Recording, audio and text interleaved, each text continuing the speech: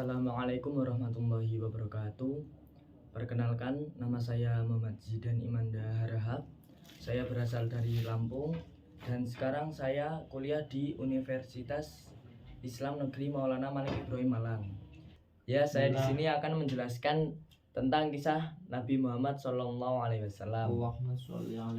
Nabi Muhammad SAW lahir pada hari Senin malam tanggal 12 Rabiul Awal pada tahun 571 Masehi atau biasa disebut dengan tahun gajah. Kenapa demikian? Karena pada tahun itu ada pasukan bergajah yang dipimpin oleh Raja Abraha ingin menghancurkan Ka'bah. Nah, kenapa alasan Raja Abraha ingin menghancurkan Ka'bah? Karena Raja Abraha itu iri kepada Ka'bah, karena Ka'bah itu selalu atau senantiasa dikunjungi oleh orang-orang dari Jazirah Arab, entah mau melakukan haji atau berziarah.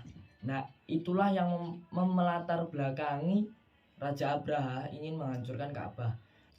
Namun, rencana Raja Abraha itu gagal total karena langsung dihentikan oleh Allah Subhanahu wa taala sebagaimana dalam Al-Qur'an tertulis pada surat Al-Fil ayat 3 dan 4 yang berbunyi wa arsala alaihim tayran ababil tarmihim bijaratin min sijil, yang artinya dan dia Allah mengirimkan kepada mereka burung yang berbondong-bondong dan melempari mereka pasukan Raja Abraha tersebut dengan tanah liat yang terbakar, yang dibakar. Dan Nabi Muhammad sendiri mempunyai nama lengkap yaitu Muhammad bin Abdullah bin Abdul Muthalib. Nah, nama ayahnya adalah Abdullah bin Abdul Muthalib dan nama ibunya adalah Aminah binti Wahab.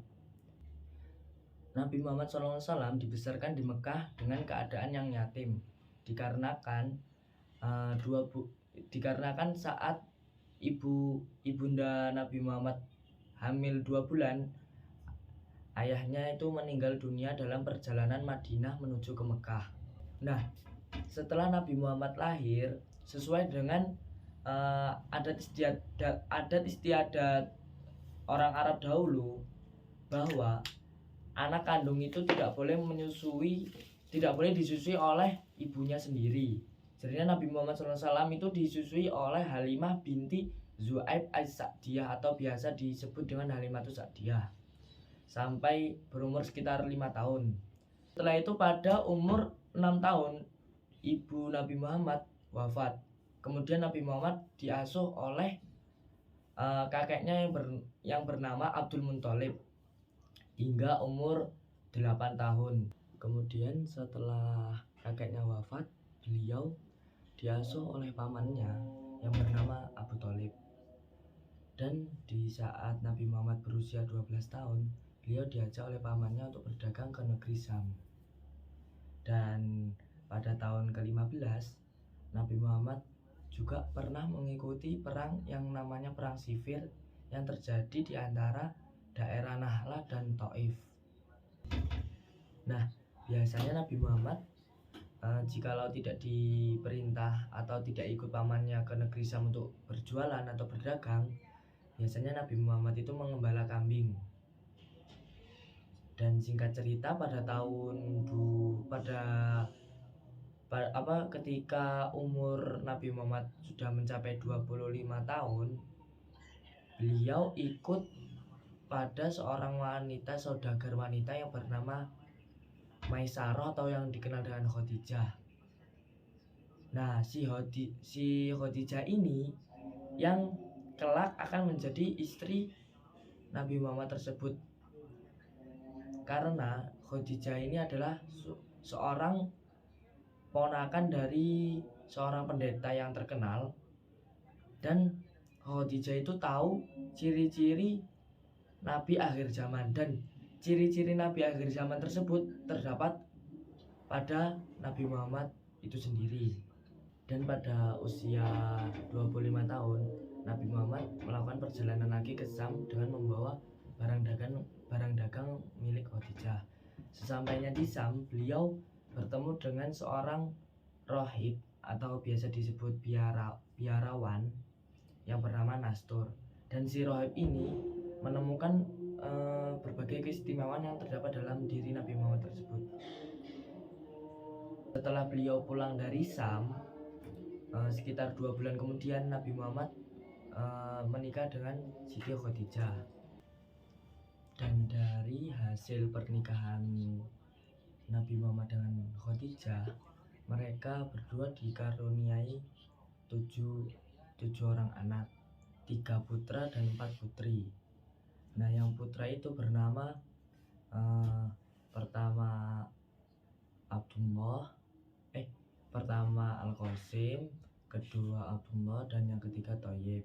Sedangkan yang perempuan pertama Zainab, yang kedua Ruqayyah, dan yang ketiga Ummul Kulthum, dan yang keempat Fatimah. Dan semua anak laki-laki Nabi Muhammad tidak ada yang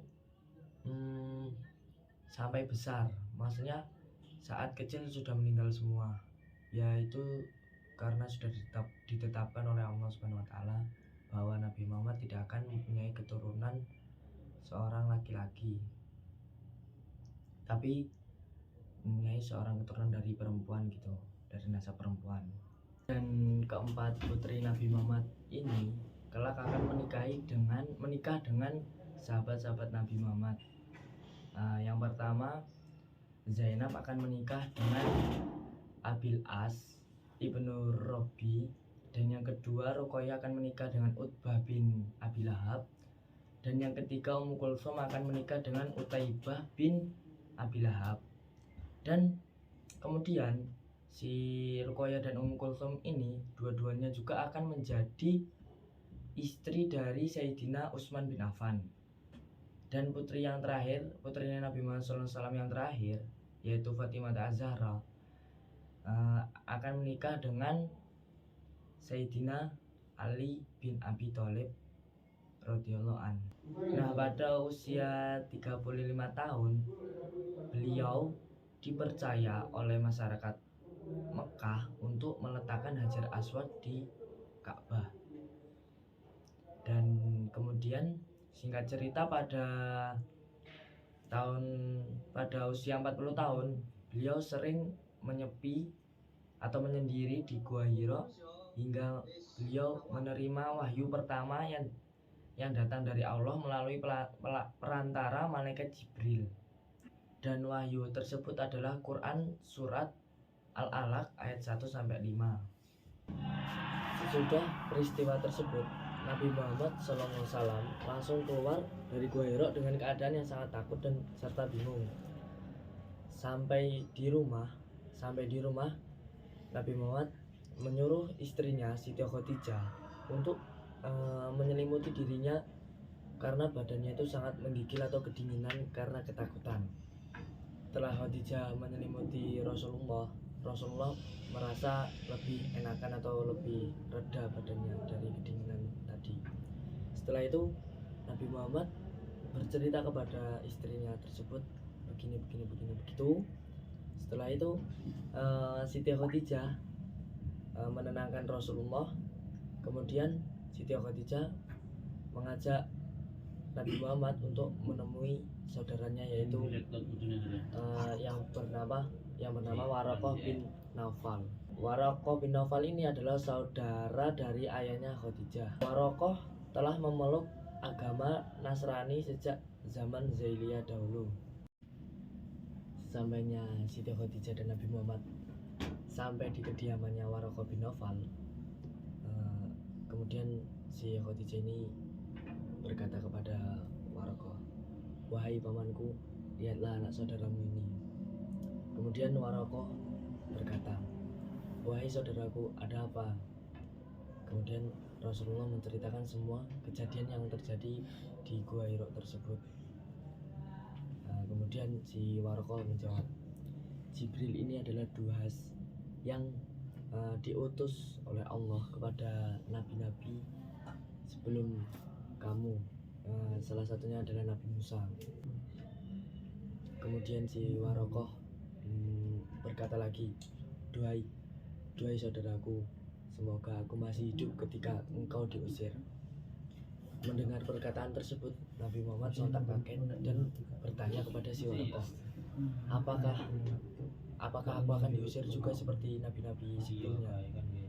Si Waraqah menjawab, itu pasti, betul.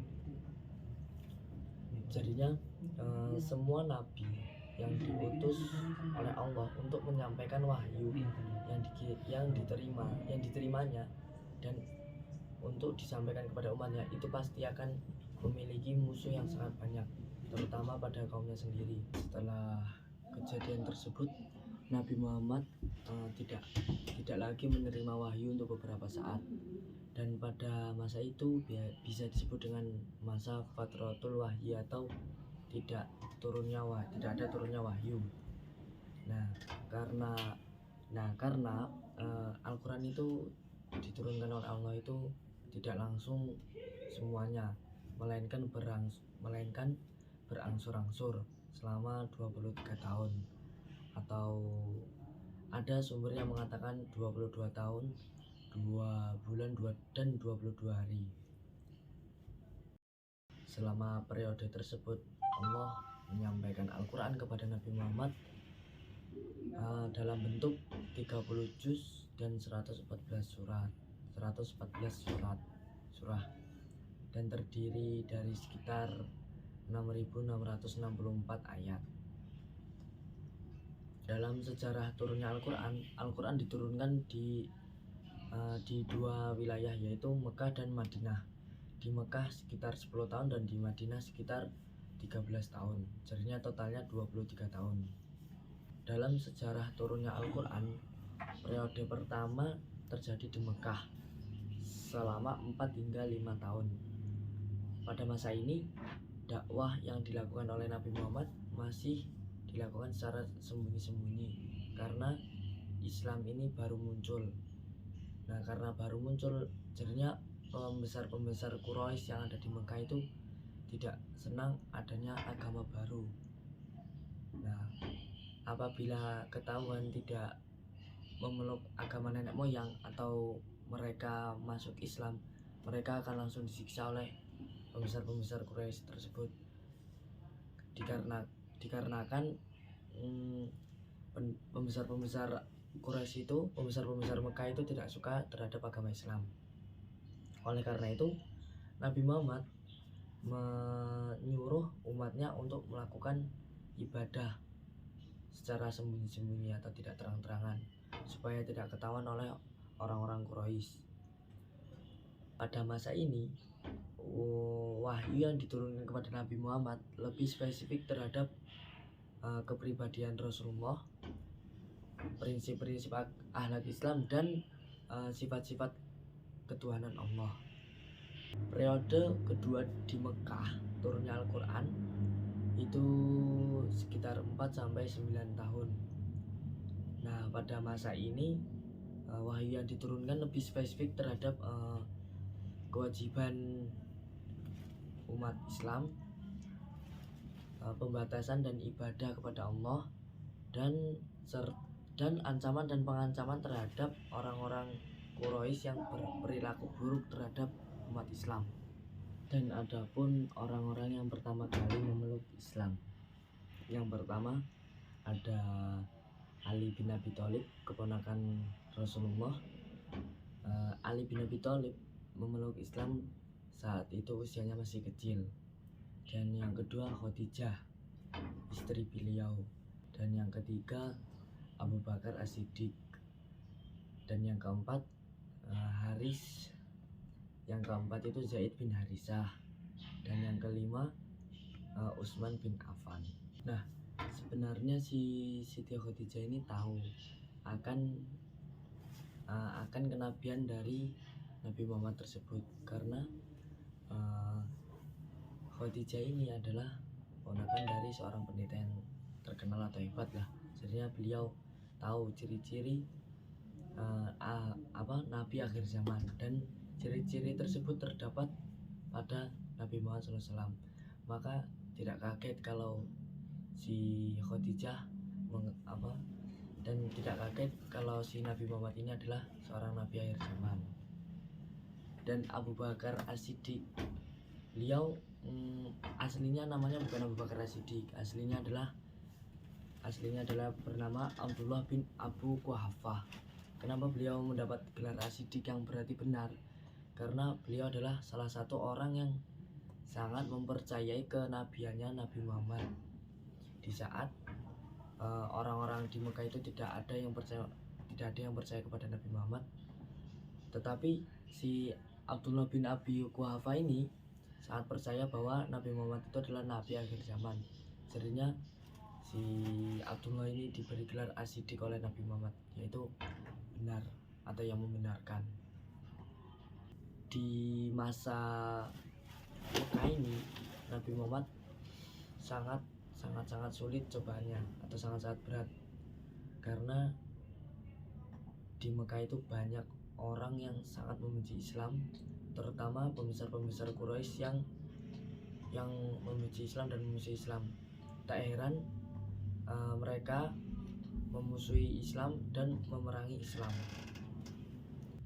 Ketika Rasulullah berdakwah pada masyarakat Mekah, mereka malah banyak yang melakukan perbuatan yang syirik, yaitu banyak yang menyembah berhala, dan berhalanya itu sendiri mereka yang membuatnya sendiri. Nah, bisa dilogika lah betapa bodohnya orang-orang Mekah dahulu. Mereka membuat patung sendiri, mereka menyembah patung tersebut. Logikanya itu tidak main. Nah, mereka masyarakat Mekah dahulu itu sebenarnya tahu akan ketuhanan Allah yang esa, namun banyak orang yang melencengkan ajaran tersebut. Sebenarnya masih ada orang yang mengimani atau yakin kepada keesaan Tuhan yang satu, yaitu Allah. Cuman jumlah mereka itu sangat sedikit, jadinya mereka tidak mempunyai kekuatan untuk melawan atau membenarkan atau meluruskan ke jalan yang benar semula gitu. Nah, ketika Rasulullah ditunjuk oleh Allah untuk menjadi Rasul saat itu, beliau memberanikan diri untuk menyeru kepada masyarakat Mekah untuk kembali ke jalan yang benar. Dan dikala itu Rasulullah mengajak masyarakat Mekah untuk untuk meyakini keesaan Allah. Dan Rasulullah itu membuat seumpamaan, jikalau Tuhan itu banyak, tidak satu, tentu saja dunia ini tidak akan memiliki keindahan yang seperti ini dan keseimbangan yang seperti ini. Jadinya Rasulullah mengatakan, membayangkan jika dunia ini memiliki banyak Tuhan, itu pasti bisa dipastikan dunia ini akan hancur seketika atau mudah hancur dan tidak memiliki keseimbangan dan kesempurnaan yang seperti ini. Agar mereka meninggalkan berhala-berhala tersebut, Rasulullah mengatakan, mengingatkan kepada mereka semua bahwa patung yang mereka buat sendiri itu tidak mempunyai kekuatan apapun. Sekecil apapun mereka tidak mempunyai kekuatan untuk menciptakan atau mensejahterakan kehidupan gitu. Ya, di logika saja, mereka membuat patung dari tanah liat, dikeringkan, habis dikeringkan mereka sembah. Itu tidak, kalau orang pintar itu tidak mungkin berpikiran bahwa itu bisa menjadi Tuhan. Nah, bodohnya orang jahiliyah itu seperti itu dulunya. Makanya itu Rasulullah mengingatkan kepada mereka bahwa patung yang mereka buat itu tidak bisa atau tidak memiliki kekuatan untuk menyejahterakan, menciptakan, atau ya apapun itulah. Nah, tapi banyak orang Mekah yang masih memegang teguh agama keyakinan nenek moyang bahwa patung tersebut mempunyai kekuatan yang besar untuk menciptakan sesuatu hal yang seadanya, segalanya gitu.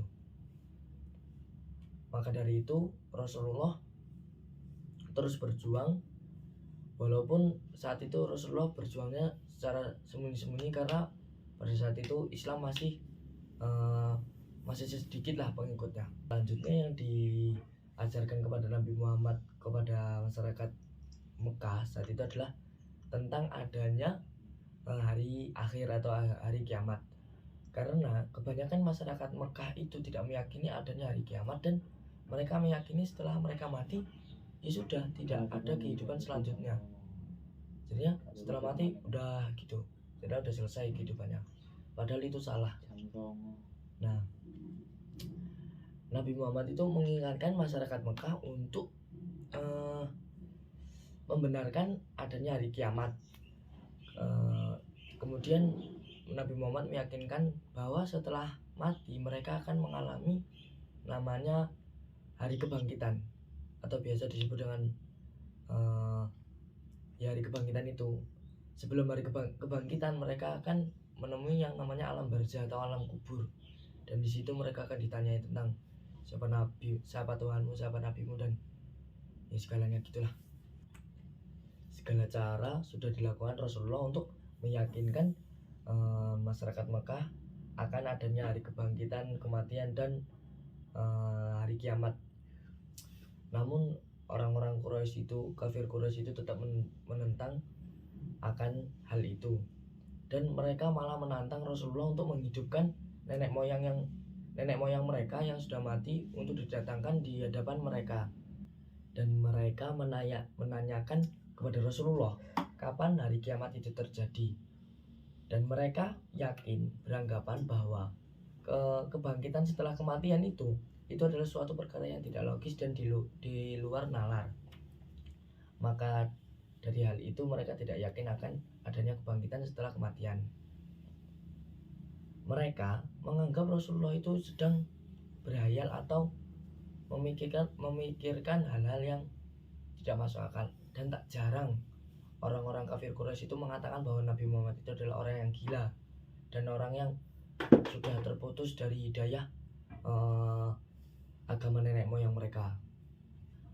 Bagi orang-orang kafir Quraisy itu meyakini kehidupan hanya ada di dunia dan tidak ada di akhirat atau apapun. Jadi mereka meyakini bahwa hidup itu hanya satu kali, yaitu di dunia saja. Jadi mereka meyakini setelah kematian ya sudah, berakhir kehidupan mereka. Padahal itu salah besar. Dan selain yang diajarkan Nabi Muhammad yang saya uraikan tadi itu, Nabi Muhammad juga mengajarkan kepada masyarakat Mekah, terutama pada umatnya, untuk berbuat baik dan saling tolong menolong antar sama manusia. Jadi dari dulu itu Islam itu sudah mengajarkan sikap toleransi yang sangat besar. Namun pada saat Nabi Muhammad itu masih menyebar pada masa Islam masih sedikit, jadi yang namanya toleransi itu tidak selembut tidak selembut sekarang. Kalau dulu kan bertoleransi boleh, cuma tetap harus mengajak dengan kuat untuk kamu masuk Islam gitu, karena dulu itu Islam itu masih sedikit. Nah, beda dengan zaman sekarang yang Islam itu sudah banyak. Jadi kita itu boleh mengajak orang lain untuk masuk Islam, tapi tidak boleh memaksakan orang lain untuk masuk Islam, supaya tidak menimbulkan sikap fitnah atau sikap yang seperti radikal dan bisa menimbulkan peperangan atau perpecahan yang ada di dunia ini. Adapun strategi dakwah pada periode Mekah, yaitu salah satunya adalah mengajak manusia untuk bertauhid akan keesaan Allah yang satu. Kemudian mengajak manusia untuk melakukan hal-hal yang terpuji atau berhak terpuji. Kemudian mengajak manusia untuk sadar bahwa dirinya yang satu dengan yang lain itu sama derajatnya di hadapan, sama derajatnya, hakikatnya sama derajatnya, cuma yang membedakan beda derajat itu di mata Tuhan itu adalah ketakwaan mereka kepada Allah Subhanahu wa taala. Jadi semakin diri kita takwa, semakin tinggi juga derajat kita. Dan kemudian mengajak manusia untuk meyakini adanya hari akhir, dan kemudian selanjutnya meyakini atau mengajak manusia untuk meyakinkan arti pentingnya pengetahuan dan kerjasama untuk membangun persaudaraan dan kesatuan dalam sebuah Islam, dalam sebuah kelompok gitu. Jadi itu harus bekerja sama, tolong menolong antar sesama manusia supaya hidup kita itu tenang, tentram, dan tidak ada permusuhan di antara kita semua. Dan adapun beberapa cara yang orang kafir Quraisy itu lakukan untuk menghentikan dakwah Nabi Muhammad, yaitu salah satunya adalah dengan mengejek, menghina, dan memperolok-olok Nabi Muhammad. Dan adapun mereka juga pernah melakukan penawaran kepada Nabi Muhammad, yaitu sebagaimana ada kisah si pembesar Mekah itu pernah menawarkan kepada Nabi Muhammad untuk bertukar agama, bertukar keyakinan gitu, walaupun sehari gitu. Si pembesar Mekah itu mengatakan, saya akan masuk ke dalam Islam, tapi kamu juga harus masuk ke dalam agama saya gitu. Jadi kita bertukar agama sementara gitu, nanti siapa tahu entah aku yang masuk Islam atau entah kamu Muhammad yang masuk ke agama kami.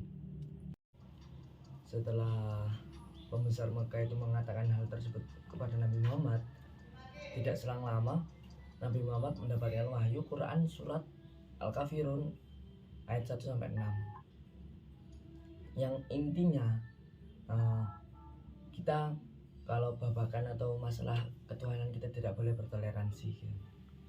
Kita boleh toleransi di semua perkara kecuali dalam masalah ketuhanan. Jadinya kalau udah bersangkutan dengan tauhid, bersangkutan dengan Tuhan, kita tidak boleh dibuat bermain. Jadi kita tidak boleh bertoleransi akan keyakinan tersebut. Setelah 10 tahun Nabi Muhammad berdakwah di Mekah, akhirnya Nabi Muhammad hijrah ke Madinah. Dan ada pun latar belakang yang membuat Nabi Muhammad itu hijrah ke Madinah, yaitu salah satunya adalah adanya peristiwa perjanjian Aqobah. Dan di sana beliau diterima dengan baik oleh kaum suku Madinah, karena di Madinah itu lebih tenang dan lebih baik orangnya, dan agama di Madinah itu rata-rata itu agama Nasrani, dan mereka di sana itu sudah memakai pikiran yang modern gitu, jauh dibanding orang-orang jahiliyah yang ada di Mekah. Walaupun demikian, sebelum Nabi Muhammad datang ke Madinah, masyarakat Madinah itu sering mengalami konflik antar saudara. Tak jarang orang Madinah itu melakukan peperangan antar suku mereka. Nah, strategi Nabi Muhammad datang ke Madinah. Ketika Nabi Muhammad datang ke Madinah, strategi dakwah beliau supaya beliau tidak dimusuhi oleh masyarakat Madinah, yaitu dengan cara salah satunya adalah membangun masjid untuk sarana beribadah atau sarana sholat untuk masyarakat yang ada di Madinah di sana. Nah, selain itu juga masjid tersebut dibuat untuk sarana penting untuk mempersatukan umat Islam atau orang-orang muslimin gitu. Dan bisa juga dibuat musyawarah untuk memperundingkan hal-hal yang penting. Nah, itu salah satu strategi Nabi Muhammad saat baru datang di Madinah. Dan salah satu cara lainnya yang dibuat oleh Nabi Muhammad untuk mempersatukan masyarakat Madinah adalah membuat piagam Madinah. Nah, piagam Madinah ini adalah yang cikal bakalnya mempersatukan kaum Ansor dan kaum Muhajirin yang sebelum datangnya Nabi Muhammad itu selalu berkonflik, berperang, dan bermusuhan. Nah, setelah Nabi Muhammad membuat piagam Madinah, mereka berdua akhirnya akur dan hidup tenang dan tentram. Adapun pembahasan yang terdapat di dalam piagam Madinah. Yang pertama, menetapkan akan adanya kebebasan beragama. Yang kedua, menetapkan kebebasan berpendapat. Dan yang ketiga, menetapkan keselamatan harta benda dan melarang orang untuk melakukan kejahatan. Dan yang keempat, menetapkan kesetaraan di mata hukum. Dan yang kelima, menetapkan menetapkan tentang bermusyawarah. Dan Piagam Madinah ini adalah puncak dari toleransi yang dibuat oleh Nabi Muhammad saat itu. Nah, karena adanya Piagam Madinah, jadinya orang-orang yang di Madinah itu berangsur-angsur menjadi orang-orang yang nambah baik dan cukup baik, dan permusuhan dan peperangan yang ada di Madinah berangsur-angsur surut, dan lama-kelamaan sudah tidak ada yang namanya perang saudara. Piagam Madinah ini adalah titik terbesar toleransi yang Nabi Muhammad pernah buat, atau bisa disebut Piagam Madinah ini adalah titik terbesar toleransi yang dibuat oleh Nabi Muhammad. Dan Piagam Madinah ini adalah upaya Nabi Muhammad untuk pembaharuan secara cermat dan bijak terhadap kota Madinah yang mempunyai konflik-konflik yang sangat besar dan sangat-sangat banyak. Kemudian ada pun perubahan yang radikal dalam Piagam Madinah, yaitu mengubah konfederasi kesukuan menjadi masyarakat baru yang dikendalikan oleh ajaran-ajaran moral dengan instrumen hukum yang jelas. Ajaran Yahudi memfokuskan terhadap hukum-hukum negara, sedangkan di agama Nasrani lebih spesifik ke mendakwa persaudaraan spiritual saja. Jadinya Yahudi dan Nasrani ini saling bentrok dan menimbulkan suatu konflik gitu kan, karena di kota Madinah itu ada Yahudi dan Nasrani. Nah, Yahudi dan Nasrani ini tidak satu gitu hukumnya. Jadinya yang Yahudi ini, yang Nasrani ini jadinya berbeda gitu hukumnya. Jadinya bentrok terus dan membuat konflik yang sangat-sangat parah.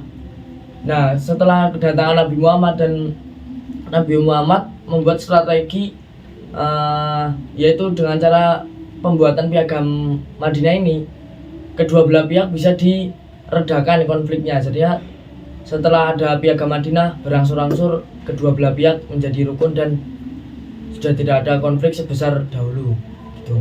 Dengan demikian agama Islam ini membuat hukum yang mempersatukan kedua hukum yang tadi itu Nasrani dan Yahudi menjadi satu dan saling beriringan, jadinya saling melengkapi.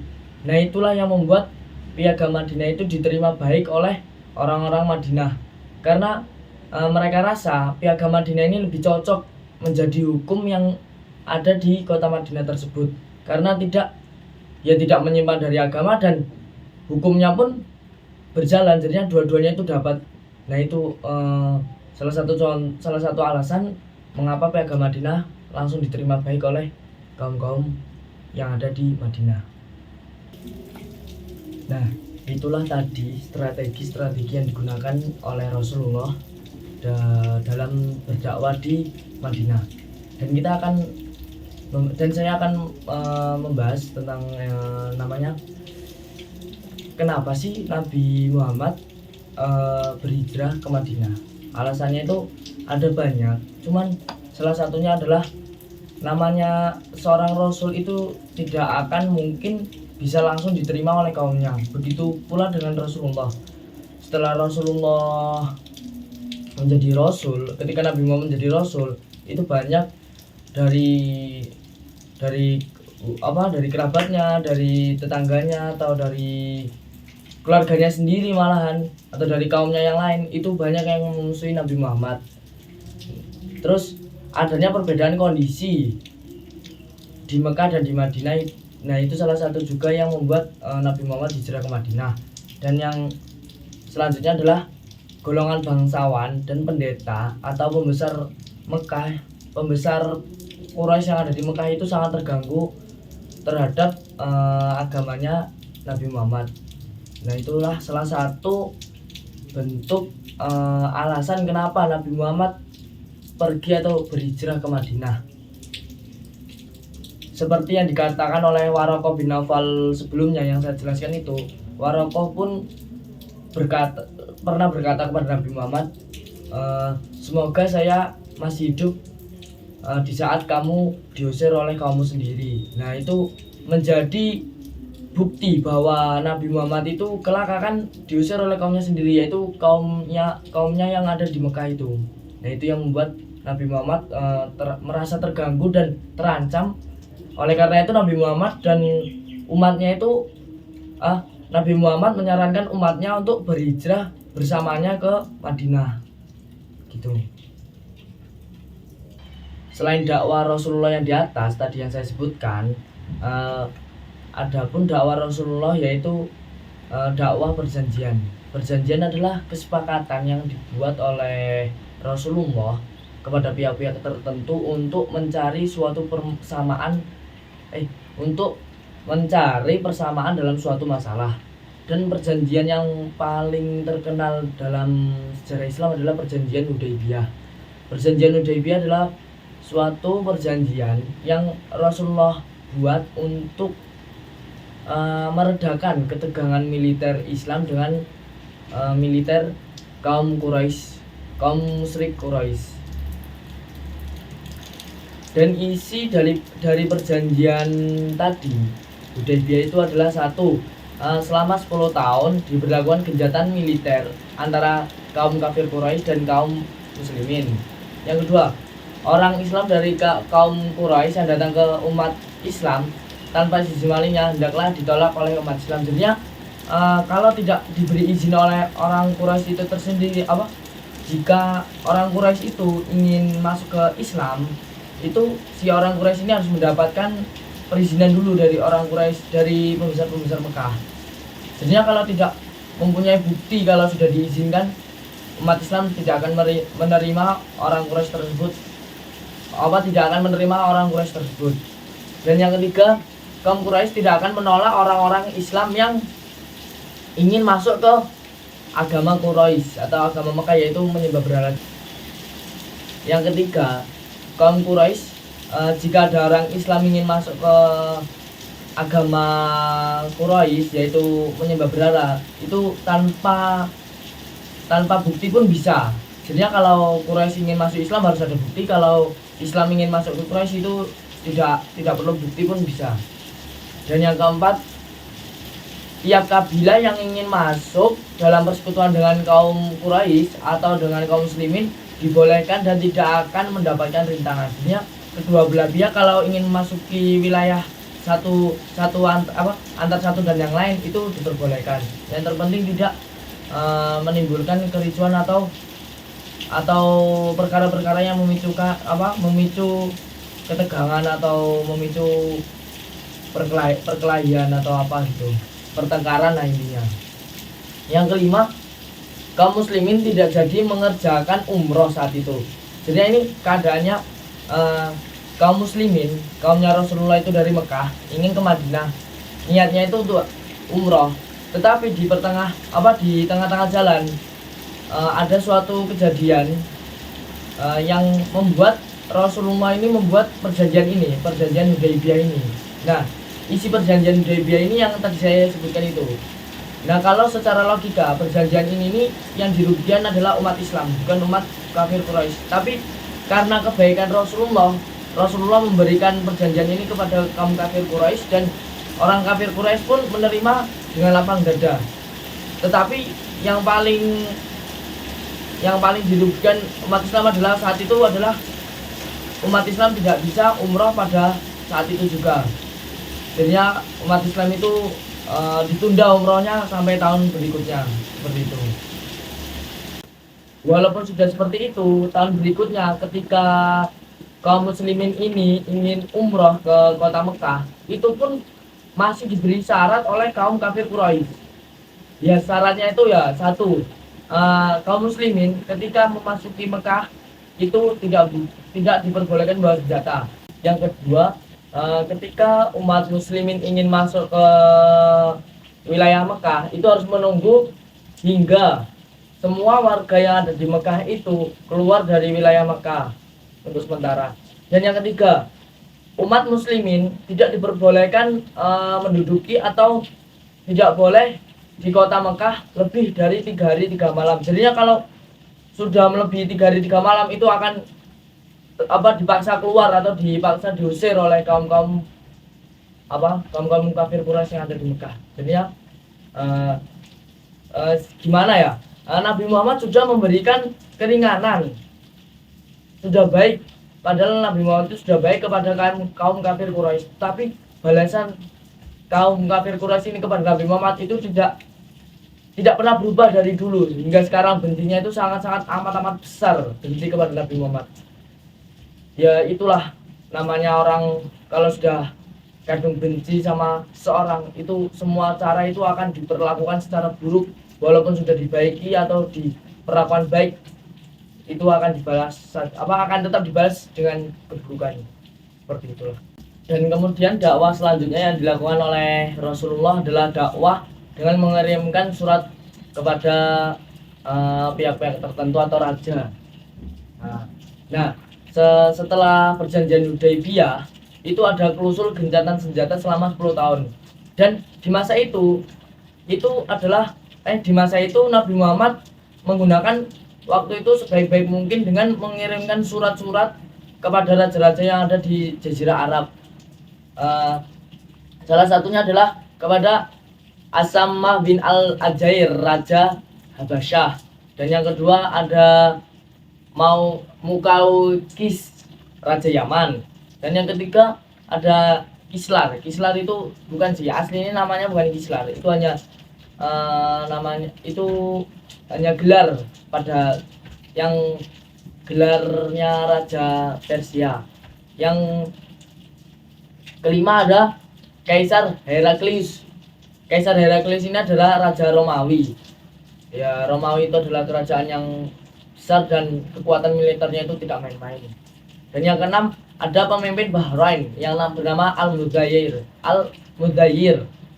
Yang ketujuh ada pemimpin Yamamah yang bernama Hauza bin Ali Hanafi. Yang kedelapan ada pemimpin Damaskus yang bernama Al-Samar Al-Ghazazi. Dan yang ke-10 ada Raja Uman Jafair bin Al-Julunda dan Abd bin Al-Julunda.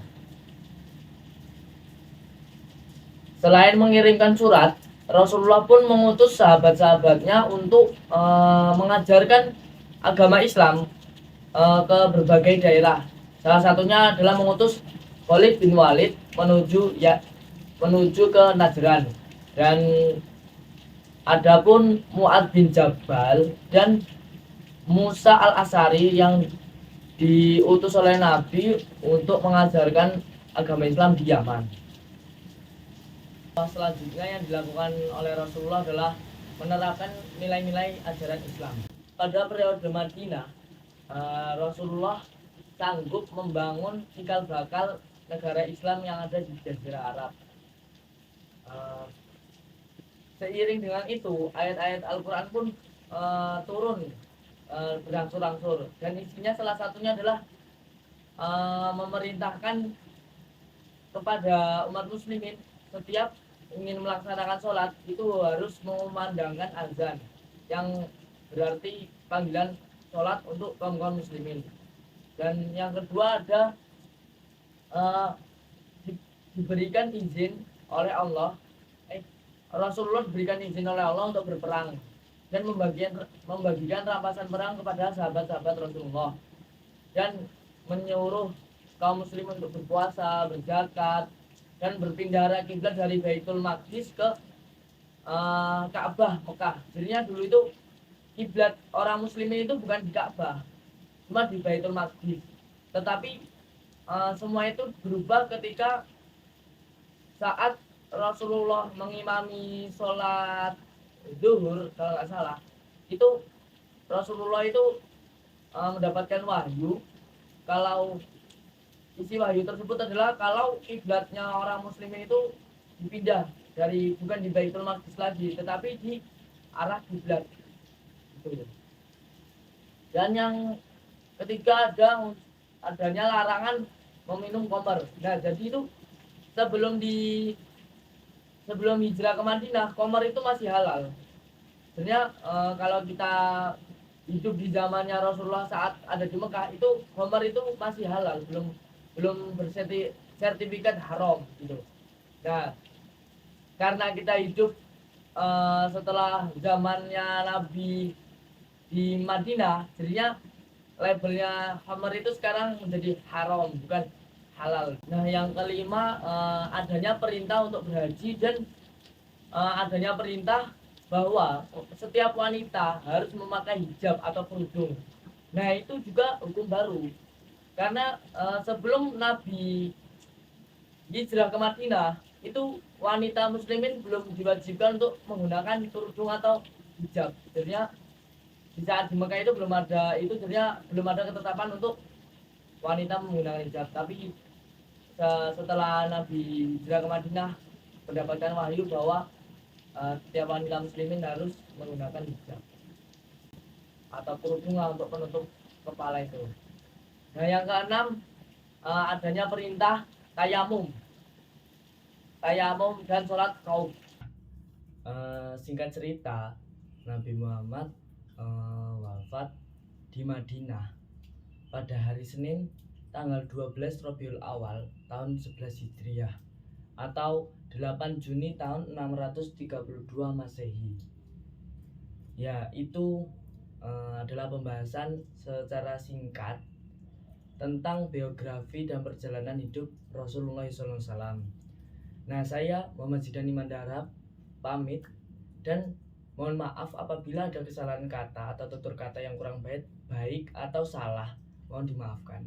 Saya Zidan, wassalamualaikum warahmatullahi wabarakatuh.